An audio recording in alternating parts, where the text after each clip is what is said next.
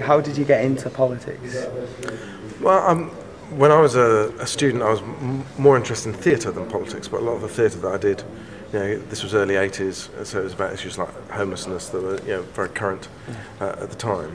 So I studied some politics, but then after a brief career in theatre, I kind of was getting more and more dissatisfied with the Thatcher government, and that sort of pulled me into it, and I discovered that I really enjoyed it, and actually thought I was probably better at that than I was at running theatres.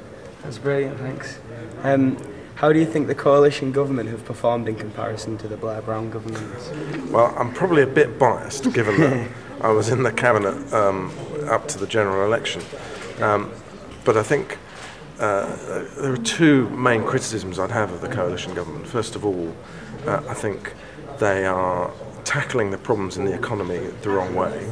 I think you should start with growth, and then as part of your deficit reduction, because you can grow the economy to reduce the deficit, and then spending cuts follow on from the growth strategy. So you don't cut anything that would jeopardise growth. I think they've made the wrong call on that.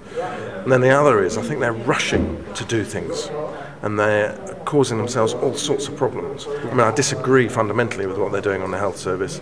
I disagree with what they're doing in terms of school reform. I think cutting back the police. There's a whole range of things I disagree with them. But the worst thing is that they are falling over themselves and causing themselves lots of problems because they're going too fast. Okay. How do you think the spending cuts will affect the welfare state? I massively worry about the effect of those welfare cuts on the poorest people in our country. And when they said we're all in it together, I think people thought they meant that the burden of the problems caused by the global financial crisis would be shared equally. Well, if you just look at the housing benefit cuts on their own, that's 1 million people losing on average £12 a week, and those are the 1 million poorest people. And so £12 a week for those people is a lot of money.